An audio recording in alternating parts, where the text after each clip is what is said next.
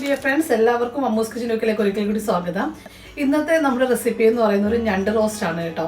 ഞണ്ട് റോസ്റ്റ് നമുക്ക് പ്രത്യേകിച്ച് വളരെ എളുപ്പത്തിൽ എങ്ങനെയാണ് സൺഡേ സ്പെഷ്യൽ ആയിട്ടൊക്കെ തയ്യാറാക്കാൻ പറ്റുന്നതാണ് കാണിക്കുന്നത്.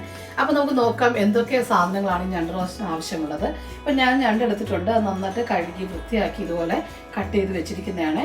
ഇതിപ്പോൾ എനിക്ക് കട്ട് ചെയ്ത ഒരു പാക്കറ്റിലായിട്ട് എനിക്ക് കിട്ടിയതാണ്. അപ്പോൾ വൃത്തിയാക്കേണ്ട ആവശ്യം വന്നില്ല എങ്കിൽ പോലും അത് കുറച്ച് ഞാനിങ്ങനെ കട്ട് ചെയ്തു. അതായത് ഇതിൻ്റെ കാലൊക്കെ ഇങ്ങനെ ഒത്തിരി വലുതായിരുന്നു, അതൊക്കെ ഞാനിങ്ങനെ 2-3 കഷ്ണങ്ങളായിട്ടൊക്കെ ഒടിച്ചൊക്കെ എടുത്ത് കഴുകി വൃത്തിയാക്കി വെച്ചിരിക്കുന്നതാണ്.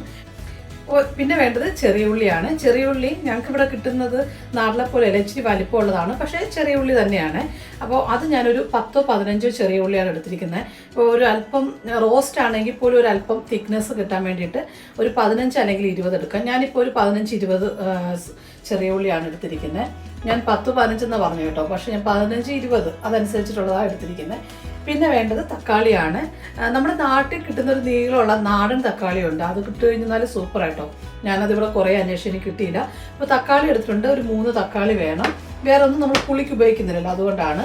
പിന്നെ വേണ്ടത് ഇഞ്ചിയും വെളുത്തുള്ളിയും ചതച്ചതാണ്. അപ്പോൾ അതൊന്ന് പ്രത്യേകിച്ച് ശ്രദ്ധിക്കുക, നമുക്ക് പേസ്റ്റ് വേണ്ട, ചതച്ചത് തന്നെ വേണം. പിന്നെ ധാരാളം കറിവേപ്പില വേണം. പിന്നെ പച്ചമുളക് ഒരു 5 അല്ലെങ്കിൽ 6 പച്ചമുളക് വേണം. ഇപ്പോൾ ഞാൻ ഈ റോസ്റ്റ് തയ്യാറാക്കുന്നത് കുരുമുളകിലാണ് കേട്ടോ. കുരുമുളക് ഒരല്പം കൂടുതൽ വേണം. പിന്നെ എന്താ, മുളക് പൊടി വേണം. മുളക് പൊടി എന്ന് പറയുന്നത് സാധാരണ മുളക് പൊടിയല്ല, കാശ്മീരി മുളക് പൊടിയാണ് ഇതിന് ഉപയോഗിക്കുന്നത്. പിന്നെ മല്ലിപ്പൊടി വേണം, മഞ്ഞൾപ്പൊടി വേണം, ഉപ്പ്. പിന്നെ നമുക്കിതിൽ വേണ്ടത് തേങ്ങയാണ്. തേങ്ങ ഞാൻ ഒരു അരമുറി തേങ്ങ ചെറുതായിട്ട് ഇങ്ങനെ നുറുക്കിയതാണ്, അത് നമ്മൾ ലാസ്റ്റ് ഈ റോസ്റ്റിലേക്ക് ചേർക്കുന്നുണ്ട്.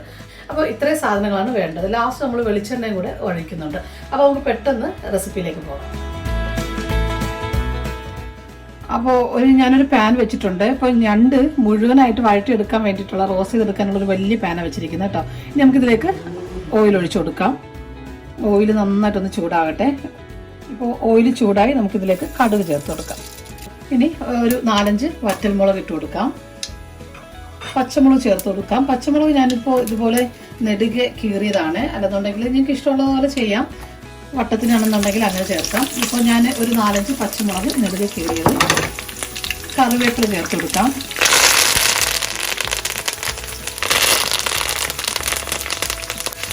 പിന്നെ ഇഞ്ചി ആണെങ്കിൽ ഞാൻ പറഞ്ഞുവല്ലോ, ഒരു 2 വലിയ സ്പൂണ് ഇഞ്ചി. വെളുത്തുള്ളി ഒരു അല്പം കൂടുതൽ ഇടണം കേട്ടോ. വെളുത്തുള്ളി ഇപ്പോൾ ഒരു 4 സ്പൂണോളം വെളുത്തുള്ളി ഉണ്ട്, അതൊന്നും ഇങ്ങനെ ചതച്ചതാണ്, അതിങ്ങനെ തട്ടിയിട്ട് വരുന്നില്ല. അപ്പോൾ വെളുത്തുള്ളി കൂടുതൽ ഇട്ട് കഴിഞ്ഞാൽ ടേസ്റ്റ് കൂടുതലുണ്ടാകും, അതിൻ്റെ ഒരു ഫ്ലേവറൊക്കെ ഇറങ്ങണം.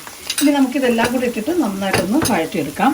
ചെറുതായിട്ടൊന്ന് എന്താ പറയുക, ഈ പച്ച ഒരു മണം അത് മുഴുവനായിട്ട് മാറണം. നന്നായിട്ട് ഒന്ന് റോസ്റ്റ് ചെയ്ത് കിട്ടണം. ഒരുപാട് ഫ്രൈ ചെയ്യേണ്ട ആവശ്യമില്ല, ഒന്ന് വാടി കിട്ടിയാൽ മതിയാകും. അപ്പോഴേക്കും അതിൻ്റെ ഒരു പച്ചക്കുത്ത് മണമെല്ലാം മാറിക്കിട്ടും. ഇനി ഞാനിതിലേക്ക് ചെറിയ ഉള്ളി ചേർത്ത് കൊടുക്കുകയാണ്. ഒരു 15 അല്ലെന്നുണ്ടെങ്കിൽ 20 ചെറിയ ഉള്ളി. നമുക്കിതിലേക്ക് ഒരല്പം മഞ്ഞൾപ്പൊടി ചേർത്ത് കൊടുക്കാമേ. ആദ്യമേ മഞ്ഞൾപ്പൊടി ചേർക്കുന്ന കാര്യം എന്ന് പറഞ്ഞാൽ മഞ്ഞൾപ്പൊടിയുടെ ഒരു കുത്തൽ നമ്മുടെ കറികൾക്ക് ഒരിക്കലും പാടില്ല കേട്ടോ. അപ്പോൾ അതുകൊണ്ട് ആദ്യമേ നമുക്ക് മഞ്ഞൾപ്പൊടി ഇട്ട് നന്നായിട്ടൊന്ന് വഴറ്റാം. അപ്പോൾ മഞ്ഞൾപ്പൊടി കൂടെ ഇട്ടിട്ട് നന്നായിട്ടൊന്ന് വഴറ്റിയെടുത്ത് നമുക്കിതിലേക്ക് തക്കാളി ചേർത്ത് കൊടുക്കാം. അപ്പോൾ ചിലരാണെങ്കിൽ മസാല ചേർത്തതിന് ശേഷമാണ് തക്കാളി ഇടുന്നത്. ഞാൻ തക്കാളി ഇട്ട് നന്നായിട്ട് വഴറ്റിയതിന് ശേഷമാണ് മസാല ഇടുന്നത് കേട്ടോ. അപ്പോൾ ഇനി നമുക്ക് ഒരു 3 തക്കാളി അതിങ്ങനെ ചെറുതായിട്ട് അരിഞ്ഞതാണ് ചേർത്ത് കൊടുക്കാം. തക്കാളി കൂടെ ചേർത്ത് നന്നായിട്ടൊന്ന് വഴറ്റാം. ഇപ്പോൾ കണ്ടോ, തക്കാളി കൂടെ ഒന്ന് ജസ്റ്റ് ഒന്ന് വാടി വന്നാൽ മതിയാകുമേ. ഒരല്പം ഉപ്പ് കൂടെ ചേർത്തിട്ട് ഒന്ന് വഴറ്റിയിടാം. അപ്പോൾ കാരണം ഇതിൻ്റെ ഈ തക്കാളിയിലും അതുപോലെ ഉള്ളിയിലൊക്കെ നന്നായിട്ട് ഉപ്പിൻ്റെ ഒരു അംശം ഇറങ്ങുമ്പോൾ ഉണ്ടല്ലോ, അത് ടേസ്റ്റ് കൂടുവേ. തക്കാളിയെല്ലാം നന്നായിട്ട് ഒന്ന് വഴണ്ട് വന്നു. പിന്നെ നമുക്കിതിലേക്ക് പൊടികൾ ചേർത്ത് കൊടുക്കാം. അപ്പോൾ 2 സ്പൂണ് കാശ്മീരി മുളക് പൊടി, അതിൻ്റെ ഒരു മണവും ഒന്നും ഒരു ഫ്ലേവറും എല്ലാം ഇറങ്ങാൻ വേണ്ടിയിട്ടാണ് മുളക് പൊടി. കാരണം കൂടുതൽ നമ്മളിതിൽ കുരുമുളക് പൊടിയാണ് ചേർക്കുന്നത്. 2.5 സ്പൂണ് മല്ലിപ്പൊടിയാണ് ഞാൻ ചേർക്കുന്നത്. അപ്പോൾ ഇനി നമുക്ക് കുരുമുളക് പൊടി ചേർത്ത് കൊടുക്കാം. കുരുമുളക് പൊടിയാണെങ്കിൽ ഞാൻ പറഞ്ഞല്ലോ ഒരല്പം കൂടുതൽ. ഇപ്പോൾ ഞാൻ ആദ്യം 2 സ്പൂൺ ഇടാം, അത് കഴിഞ്ഞിട്ട് നമുക്ക് ഞണ്ടിട്ടതിന് ശേഷം വീണ്ടും കുരുമുളക് ചേർക്കാം. ഇപ്പോൾ ഇതെല്ലാം കൂടെ ചേർത്തിട്ട് നന്നായിട്ടൊന്ന് മീഡിയം ഫ്ലെയിമിൽ ഈ പൊടിയുടെ ഒരു മഞ്ഞക്കുത്തെല്ലാം മാറുന്നവരൊന്ന് ഇളക്കി കൊടുക്കാം. അപ്പോൾ കണ്ടോ, ഇത് പൊടികളും കൂടെ ഇട്ടിട്ട് മീഡിയം ഫ്ലെയിമിലിട്ട് നന്നായിട്ട് വഴറ്റിയെടുക്കുക. കണ്ടോ, ഇപ്പോൾ നമ്മുടെ അതിൻ്റെ റോസ്റ്റിൻ്റെ കളറെല്ലാം മാറി കണ്ടോ. നമ്മളിട്ട് ആ മഞ്ഞപ്പൊടി എല്ലാം പിടിച്ചിട്ടുണ്ട്. അതുപോലെ പൊടികളെല്ലാം ചേർത്തു നന്നായിട്ട് വഴറ്റി, അതുപോലെ ആവശ്യത്തിന് പൊടികളെല്ലാം ചേർത്തപ്പോൾ കറക്റ്റ് റോസ്റ്റിൻ്റെ ആ ഒരു മണവും കളറെല്ലാം കിട്ടിയിട്ടുണ്ട്. അപ്പോൾ ഇതേ ഞാൻ മുഴുവനായിട്ടുള്ള ഞണ്ട് ഇട്ട് കൊടുക്കുകയാണ്. കണ്ടോ, ഇപ്പം ഞണ്ട് ഇച്ചിരി വലിപ്പമുള്ളതല്ലേ, അപ്പം മുഴുവനായിട്ട് ഫ്രൈ ചെയ്തെടുക്കണ്ടേ, അതുകൊണ്ടാണ് ഞാൻ പറഞ്ഞത് ഇച്ചിരി വലിപ്പമുള്ളൊരു പാത്രം എടുക്കാനായിട്ട്. ഇനി നമുക്ക് ഈ ഞണ്ട് ഈ മസാല മുഴുവനായിട്ട് ഞണ്ടിൽ മിക്സ് ചെയ്തെടുക്കണം. ഇപ്പോൾ കണ്ടോ, ഞണ്ട് മുഴുവനും അതിൻ്റെ മസാല എല്ലാം ഞാൻ നന്നായിട്ട് ഞണ്ടിൽ മിക്സ് ചെയ്തെടുത്തേ. ഇനി നമുക്ക് ഒരല്പം ഉപ്പ് ചേർത്ത് കൊടുക്കാം. കാരണം ഇനിയിപ്പോൾ നമ്മളിതൊന്ന് അടച്ച് വെച്ചിട്ട് വേവിക്കാൻ വേണ്ടിയിട്ട് പോവുകയാണ്. അപ്പോൾ ഉപ്പ് കൂടെ വേണമല്ലോ, കറക്റ്റ് ആ മസാലയിലും അതുപോലെ ഞണ്ടിലൊക്കെ നന്നായിട്ട് ഉപ്പ് പിടിക്കണ്ടേ. അപ്പോൾ അതുകൊണ്ട് ഒരല്പം ഉപ്പ് കൂടെ ചേർത്തിട്ട് മിക്സ് ചെയ്ത് കൊടുക്കുക. എന്നിട്ട് നമുക്കിതൊരു 5-10 മിനിറ്റ് ഒന്ന് അടച്ച് വെച്ചിട്ട് വേവിക്കാം കേട്ടോ. കാരണം ഇതിൽ നിന്ന് വെള്ളം ഇറങ്ങിക്കോളും. ഇനി വെള്ളം ഒന്നും ഒഴിക്കേണ്ട ആവശ്യമില്ല. മീഡിയം ഫ്ലെയിമിലിട്ടിട്ട് ഒന്ന് കുക്ക് ചെയ്തെടുക്കാം. ഞാനിപ്പോൾ ഇതേ ഒന്ന് അടച്ചു കൊടുത്തിട്ടുണ്ട്. അപ്പോൾ ഇതൊന്ന് ആ ഞണ്ടിൽ നിന്ന് തന്നെ വെള്ളം ഇറങ്ങിയിട്ട് അതൊന്ന് കുക്കായി കിട്ടും. അപ്പോൾ മീഡിയം ഫ്ലെയിമിൽ തന്നെ ഇടുക. ഇപ്പോൾ ഞാൻ നന്നായിട്ടൊന്ന് കുക്ക് ചെയ്തെടുത്തിട്ടുണ്ടേ. നോക്കാം, നല്ലൊരു മണമാണ് കണ്ടോ. ഇപ്പം ഞണ്ട് നന്നായിട്ട് വെന്തിട്ടുമുണ്ട്.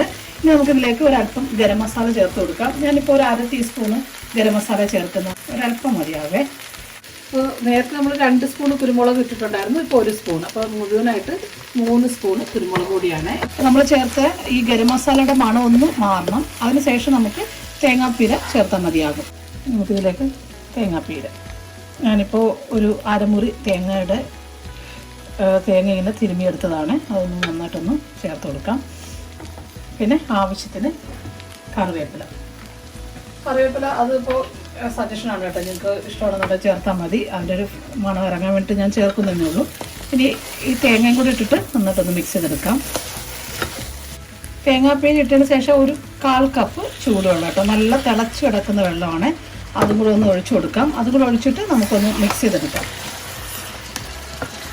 ഉണ്ടോ, വെള്ളം കൂടെ ഒഴിച്ച് കഴിയുമ്പോഴാണ് ആ ഒരു ശരിക്കുള്ളൊരു ഫ്ലേവറൊക്കെ ഇറങ്ങുന്നത്.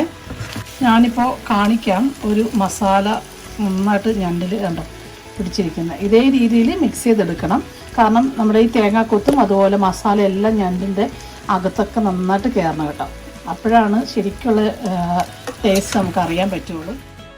അപ്പോൾ കണ്ടുവല്ലോ, വളരെ രുചികരമായിട്ടുള്ള ഞണ്ട് റോസ്റ്റാണ് നമ്മൾ തയ്യാറാക്കി. ഇതേ രീതിയിലൊന്ന് ട്രൈ ചെയ്ത് നോക്കുക കേട്ടോ. നിങ്ങൾക്ക് തീർച്ചയായിട്ടും ഇഷ്ടമാകും.